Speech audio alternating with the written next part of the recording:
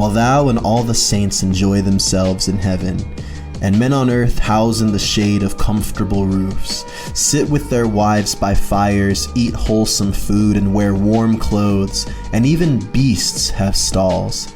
I, tween the spring and downfall of the light, bow down 1,200 times to Christ, the Virgin Mother, and the saints. Or in the night after a little sleep I wake, the chill stars sparkle, I am wet with drenching dews or stiff with crackling frost.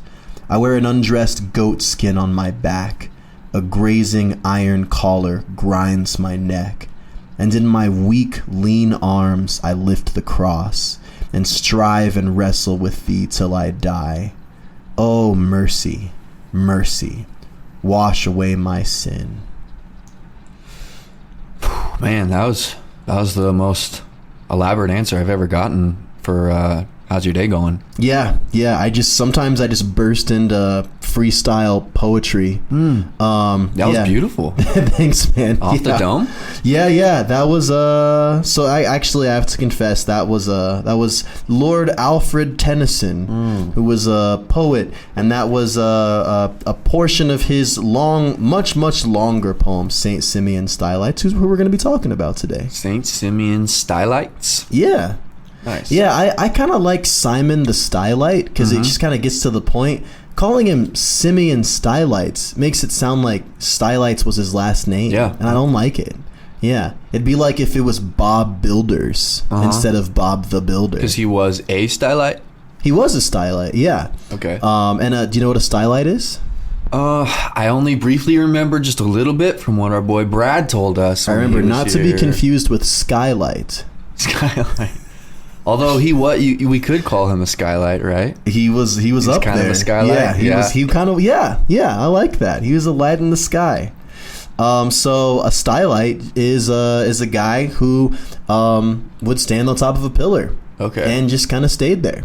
And that was Simeon's claim to fame. So stylite, I'm thinking like there's got to be some Latin root stuff with like stylus. It was Greek, yeah. But yeah, the word for the pillar in ancient Greek was stylos, okay, which is where stylite came from. There we go.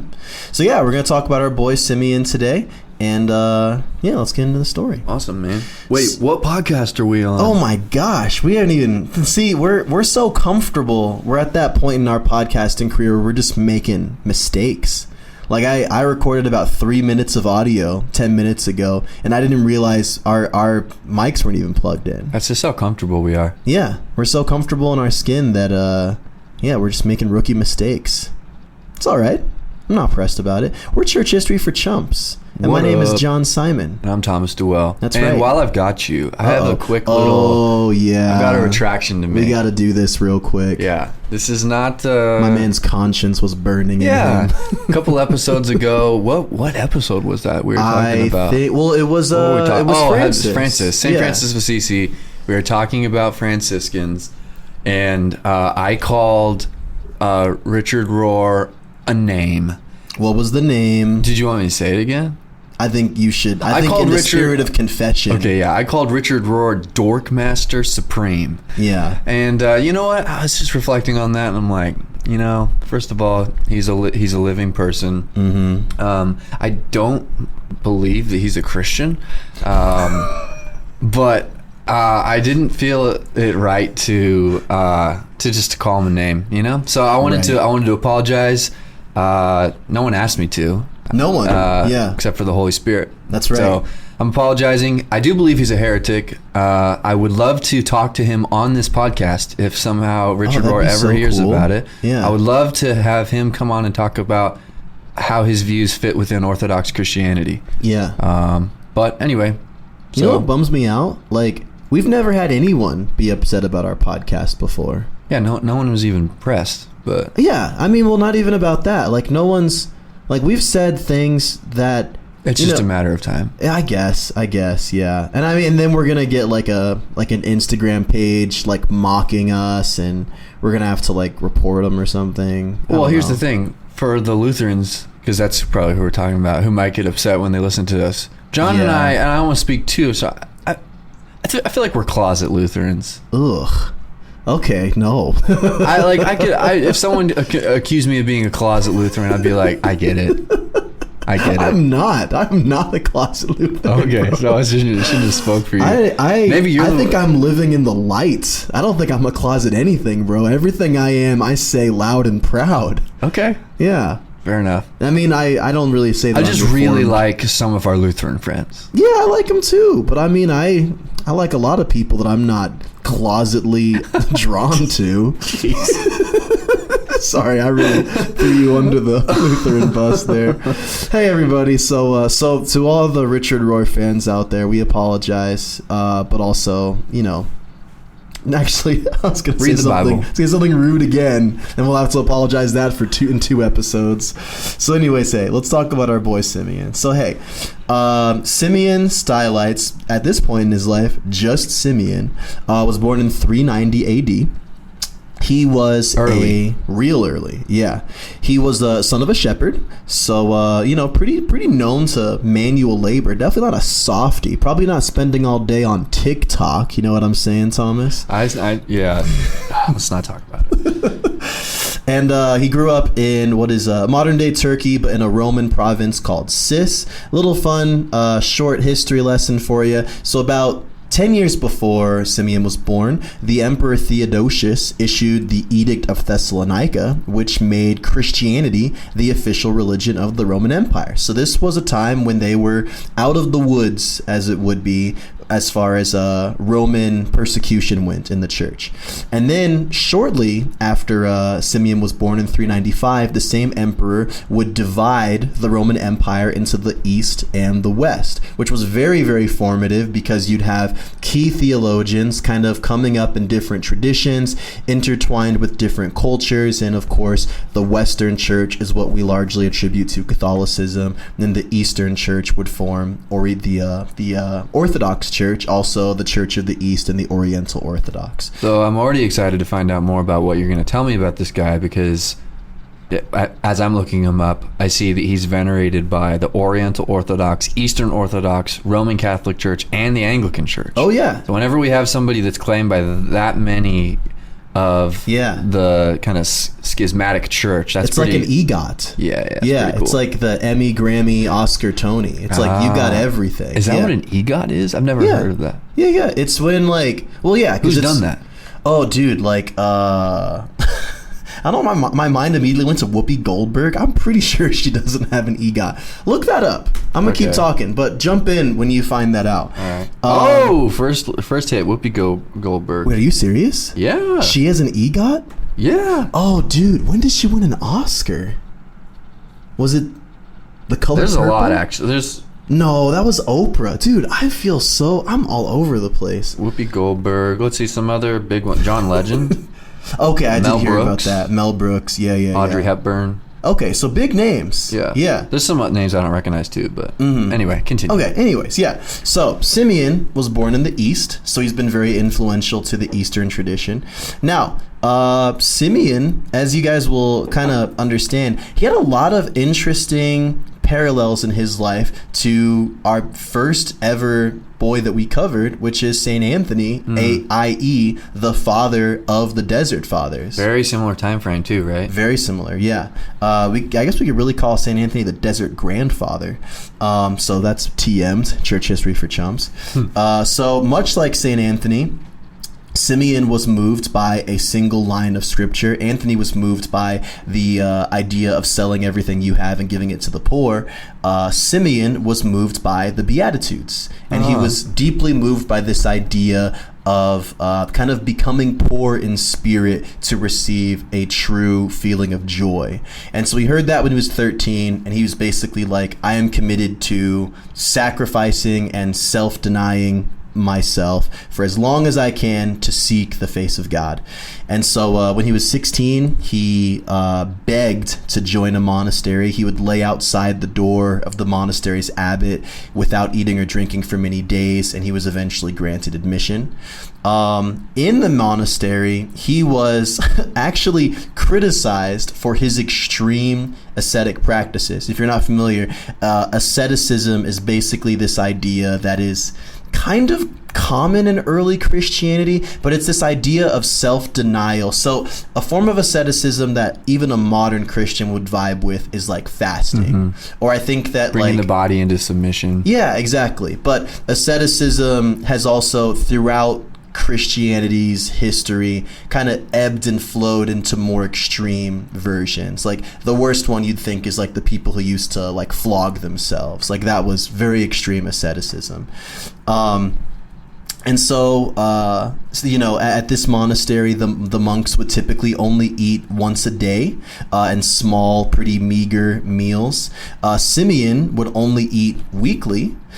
Simeon also fashioned a rope out of sharp palm branches and tied it really tightly around his body underneath his robes. And it broke the skin and became this really, really gross infection, and he just kind of kept it to himself because he's like, dying to myself, y'all.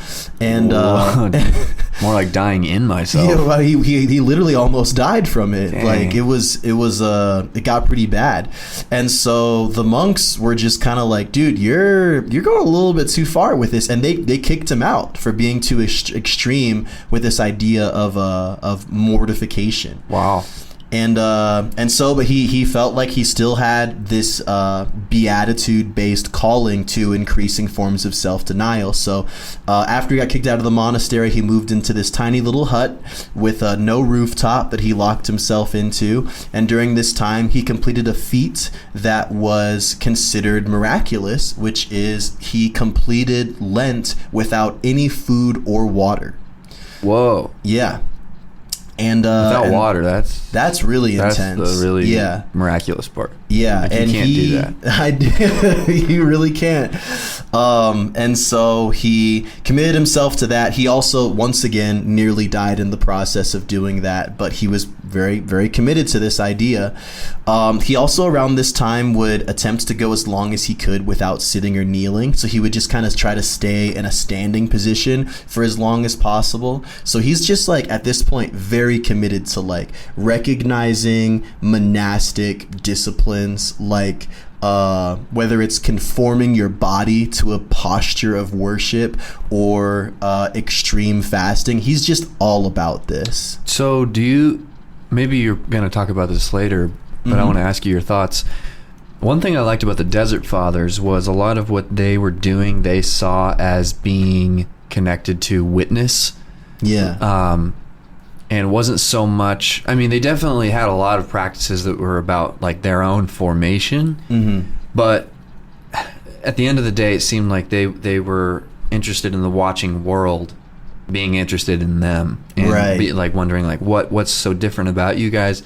Is that the case with Simeon, do you think, or is it way more internally focused? I think I'll try to get to that. I have a theory on that. Okay. I would say I think Simeon kind of goes through a little bit of a story arc here. Okay. Because I think I would argue that at the beginning of his life, I think that he starts off with this idea of personal holiness that is very self-centered, but I think that the circumstances of his life would kind of turn it into more of a communal offering. So I've noticed that over the more church history I study and the more saints I read about, that's actually pretty common, where you'll have younger Christians, younger in their faith, making they're not totally off, but it seems like their focus is a little misguided, or they don't quite understand their security in Christ, or whatever it is.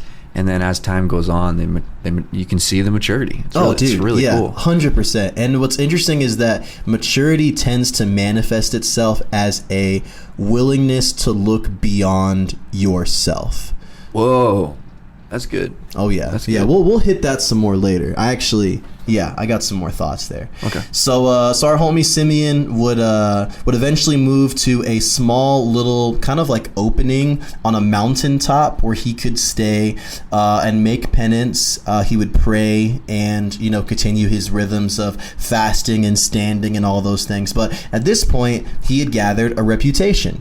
And people saw him as this really special holy man who God had given certain abilities to, which is why he hadn't died from his 40-day water fast, and why his knee cartilage had some like Vince Carter genes in him or something, and he was just super resilient.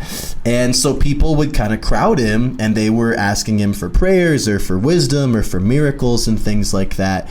And so he's like not moved by these crowds at all. That is not his jam. And so he returns to this city called Telenisa, where there were ruins, and he finds a busted up pillar that's about 10 feet off the ground. He builds a small platform on top of it, which is, like I said, about 10 feet off the ground. It was wide enough for him to kneel, but not wide enough for him to lay down comfortably.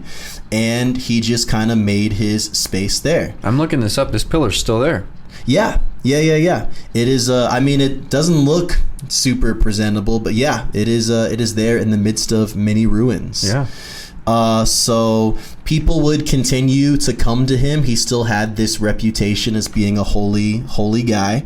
And so rather than just continue to try to force the crowds away, he basically decided to kind of institute this like office hours system where I think it was a few afternoons a week, he would allow people to ascend a ladder and speak with him. And the interesting thing, and this is maybe this says more about me than him, I would kind of imagine a dude who spent every day of his life from the age of 13 to like separating himself from the world, to like exposing himself to harsh forms of self-discipline. I just don't imagine this guy would be very friendly to talk to. I just feel like he'd be constantly fluctuating between like the third and fourth heavens, and he'd just be like, what do you puny humans want? But he actually got a reputation for being an extraordinarily like kind, sweet-natured, very like loving kind of guy. And when he spoke with people, he would speak with like a lot of kindness, a lot of charity. And so people would come during these designated times, and they would speak to him, and he would pray for them. And there are several occasions where he performed miracles for the sick or for the maimed. He would also start giving sermons from the top of his pillar, where he would preach specifically against vulgarity, and also those who would mistreat and take advantage of the poor. Usury was a big issue around this time, and so he was often speaking against that. Now, one of my favorite little stories from his life was when he first ascended the pillar. I'm sure he probably already had a reputation. Like he's the guy that got kicked out of the monastery when he was like a teenager. He was on the mountain. He did the crazy Lent fast. So there were a group of monastic elders who were like, this freaking guy when they heard about the pillar thing, and they were suspicious that no one ever done this before. I don't think so. This practice came from him. Yes. Okay. Yes. I don't think this would ever happen before. And he started a tradition that would continue for about 100 years in this area. Okay.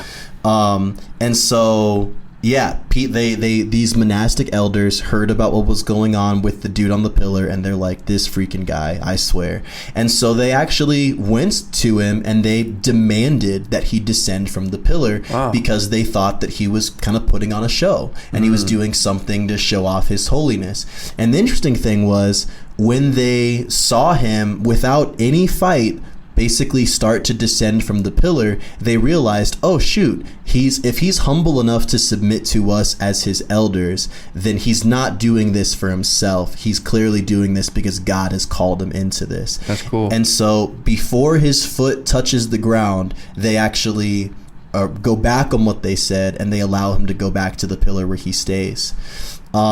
Now, interestingly, and I'm still not 100% sure the reason for this, but over time, Simeon would continue to ascend to higher and higher pillars. Like, he didn't stay in one pillar forever. I think he lived on a total of 4 pillars. And the last pillar, depending on who you ask, because I think the Catholics and the Orthodox disagree about how high this pillar was. I don't know why that's so funny to me. The Catholics would say it was about 50 feet. The Orthodox would say it was 80 feet, which is crazy. So those are Splash Mountain heights, bro. Like you're up there. And so at the last pillar that he had ascended to, there was a double wall built around it to discourage large crowds from coming to disrupt his meditations, but he would still allow people to ascend the ladder during certain times to be prayed over. He would get food occasionally from people who would kind of use a little pulley to like just kind of carry some food up a bucket to him. Now it's said that he had this like gruesome ulcer that he'd accumulated on his thigh that he refused to get treated. He had it till the day that he died. He wore an iron collar around his neck. Oh, so that thing in the poem was not... It was true. Yeah. No, he wore... I mean, and you think like this dude is completely exposed to the elements, and like I've got a little like Cuban links chain that I wear, and sometimes when it gets hot on the ground, I'm like, man, this chain is hot. This man wore an iron collar like a beast of burden. And yeah, but so again, Simeon would be, his reputation became very, very favorable throughout the community. He would be visited by reputable clergy, bishops, even government officials, including 2 emperors, would like communicate with him through letters.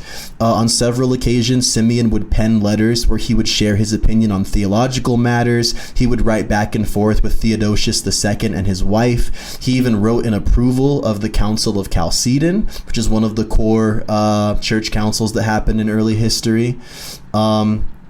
Eventually, one of his observers noticed him in a position of prostration for a long period of time, and when they climbed up the pillar to check on him, noticed that he had died while in prayer at the age of 69, and he spent a total of 37 years of his life atop a pillar. So hard to understand. Yeah.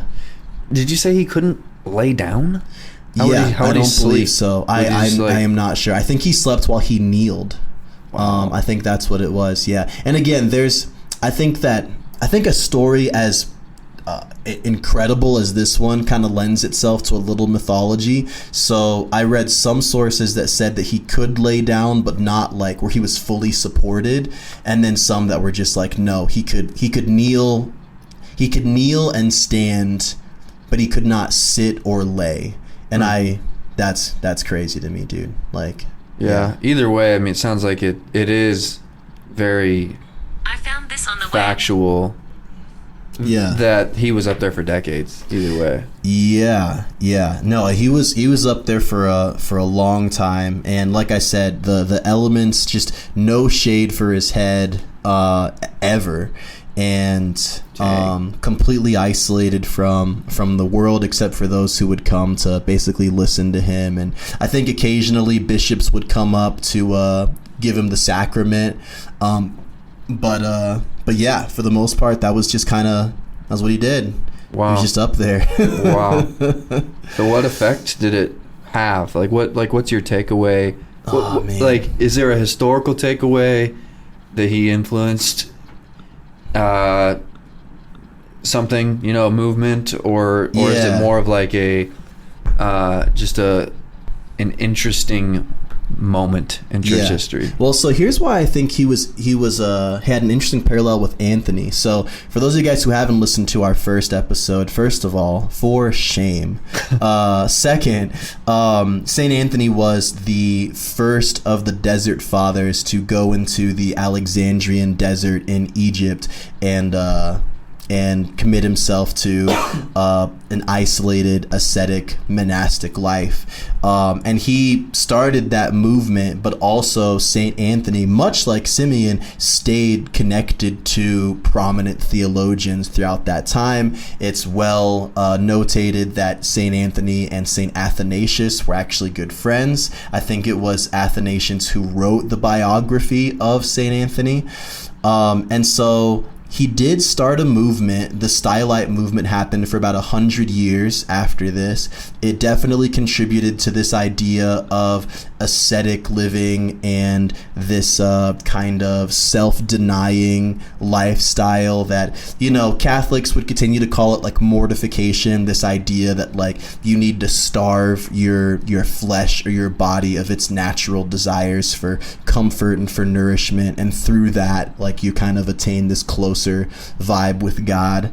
But I think what's interesting is, like, if I could apply a narrative arc to Simeon's life, I do think that he was almost bordering on navel gazing when he started his monastic journey. It was all this like individual sense of holiness, but because God allowed him to subsist through all of the difficult measures of self-denial that he was committed to, it drew a crowd. And so the ultimate high of his life, I don't think, was just the ascent up this like spiritual ladder to experience God. I think that the greatest high and the greatest contribution of his life was his witness and his like wisdom and benevolence and love that he shared with the community around him. I think that was kind of the fulfillment of his little narrative.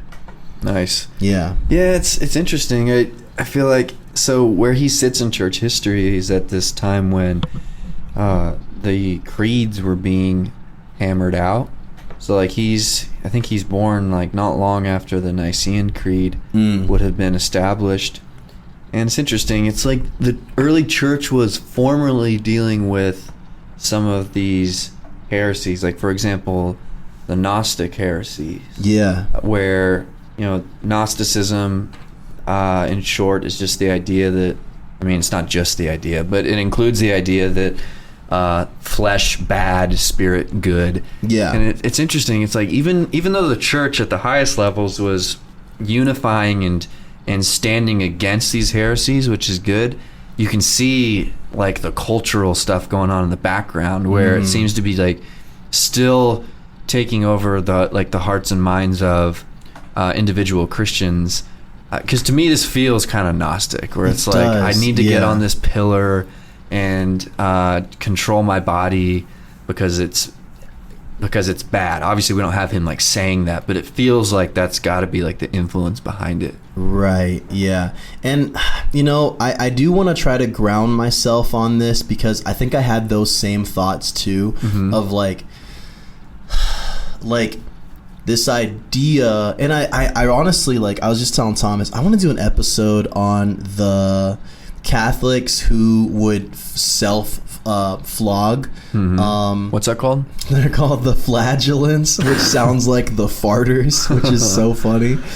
But like, I don't know, like this idea of mortification and self-denial, which is we have to starve ourselves of these specifically physical things. Like no one's ever saying, oh, don't pray today, because that's self-denial. It's always like, don't eat, don't sleep, don't experience this comforting thing.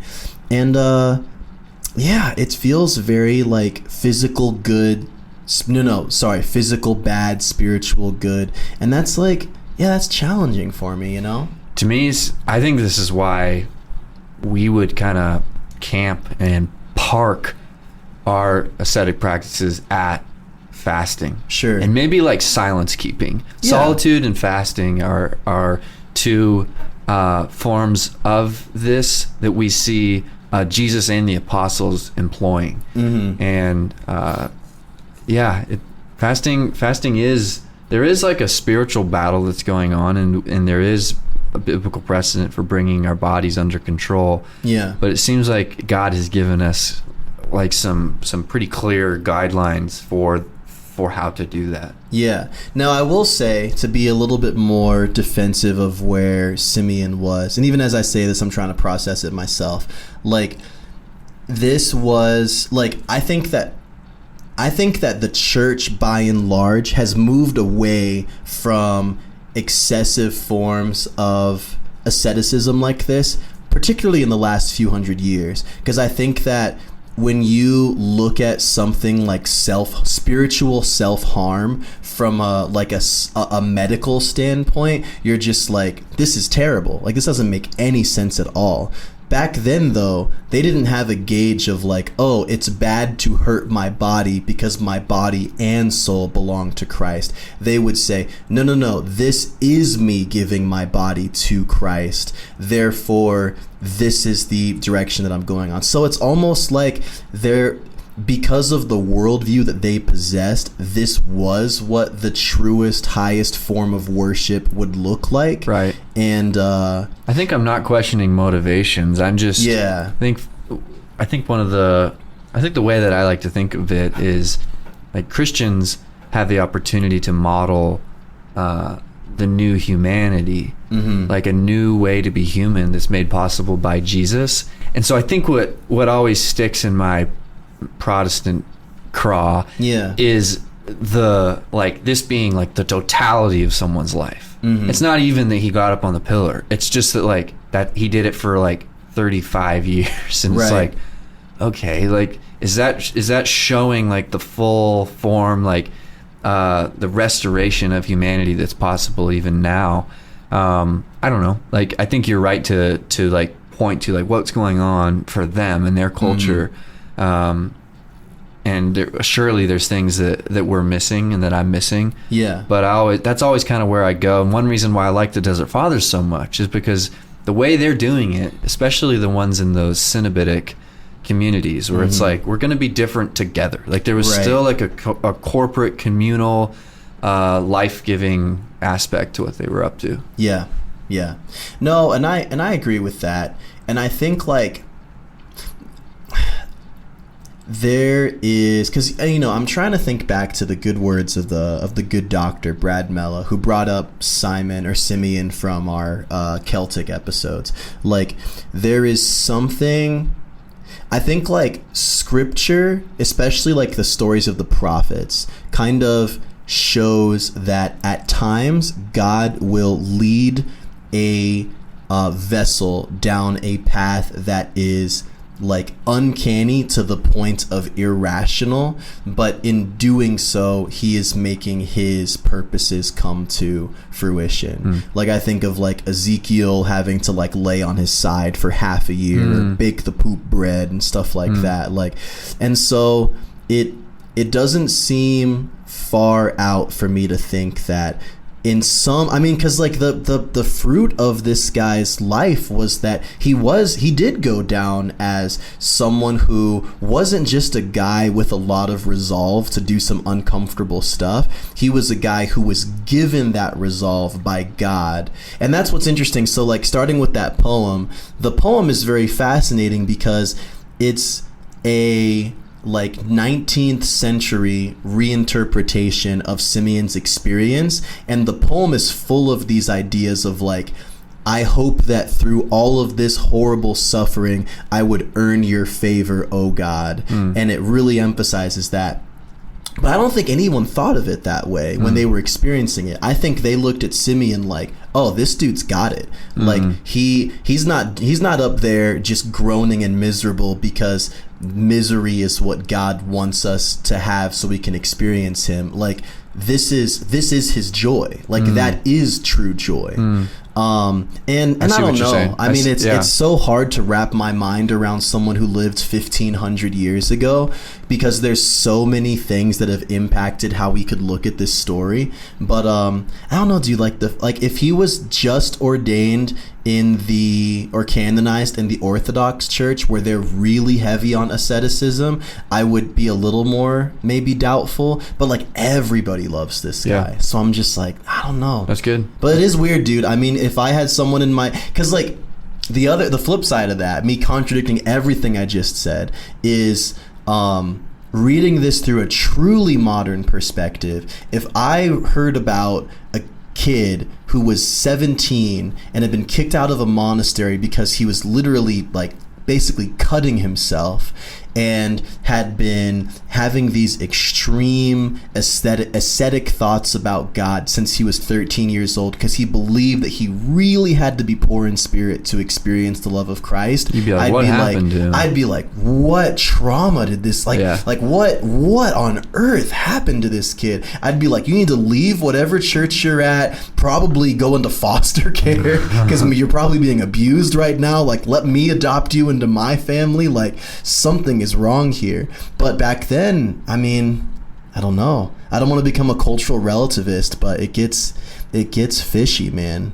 So yeah, it's an interesting one. I like dude. how you brought up Ezekiel. I feel like maybe a good way to tie a bow on it is just like in the body of Christ, there is those who play the role of like the pointer finger, you know, they're like pointing to something in this prophetic way. Yeah. And obviously Simeon did.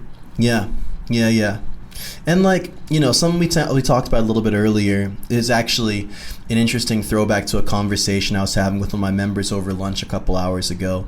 This idea that maturity often leads to us kind of realizing that like there is a life and an experience of God that exists outside of our own like two eyes. Because it's like, I think that what redeems Simeon's story is not that he was humble enough to serve the people, but that he realized that was actually his true calling. I think a bunch of dudes sitting on a bunch of pillars in the desert, just slowly burning to death. Like, I mean, even as I say that, I feel like I'm being very critical of that tradition, because I do think of the Celts who just rowed those boats, or just like, you know, freaking rowed their boats into the middle of the ocean and got eaten by a whale or something. Like, yeah, it's so hard. I'm trying to be open to the mind of the cloud of witnesses, but we're coming from different places. I think the part of the story that is pretty helpful is just seeing how like even his elders, like those who would have had authority over him, were kind of, when they saw what was going on underneath, behind the scenes, they were like, oh, rubber stamped, like you're good. Yeah, there was one quote, I didn't capture it, but I got the idea of it, and it was, I think one of Simeon's biographers said something like, at the beginning of Simeon's spiritual life, he had such a weight of potential for righteousness that he needed a proportionately weighty foundation of humility. Wow. And that the reason for his ascetic, self-denying lifestyle was to give him enough humility to anchor the wisdom that Christ gave him. And all of that, I'm like, how the freak do you just tell that? Like, this dude's like the chosen one? I don't know. Yeah, I was gonna say, like, that's why Gandalf could never take the one ring, you know? He was too good. He was too good. There might be something there, man. I mean, in terms of Star Wars, like, Simeon always had the higher ground. So, you know, it's worth saying that too. That's all I got for this dude, man. Thanks, man. I honestly, I think that I love the fact that we're not 100% sure what to do with this guy, but we're still grateful for his life. Because I think that Brad said something on IG, follow Freestyle Theology if you haven't already, and he said something like, what view do you have when you view church history? Do you view church history as an imperial triumph? Do you view it as the continuous, like, faithful few? Or do you see it as just like the Spirit of God in many, many cultural contexts, like still fulfilling this like fifth act that N.T. Wright talks about, but like it's not a simple narrative of like winners versus losers. It's complicated, and I think that this story is a perfect example of like, yeah, this is freaking weird. Like, well, we see glimpses of Christ in church history. I think we are wrong to look at church history like trying to find the perfect person. Right. The perfect person is in the middle of history. That's Christ. Yeah. And throughout all history, before and after Christ, we see people who were formed by the Spirit of God in different ways and to different degrees. And I've got question marks on this one, but we can also see some really clear fruit as well. Yeah.